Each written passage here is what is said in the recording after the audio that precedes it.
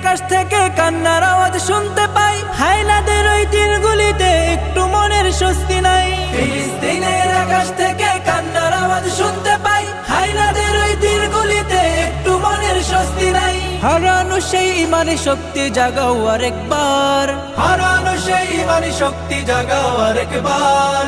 উচ্চ স্বরে তাকবীর বলো আল্লাহু আকবার, আল্লাহু আকবার, আল্লাহু আকবার, আল্লাহু আকবার, আল্লাহু আকবার, আল্লাহু আকবার, আল্লাহু আকবার, আল্লাহু আকবার, আল্লাহু আকবার।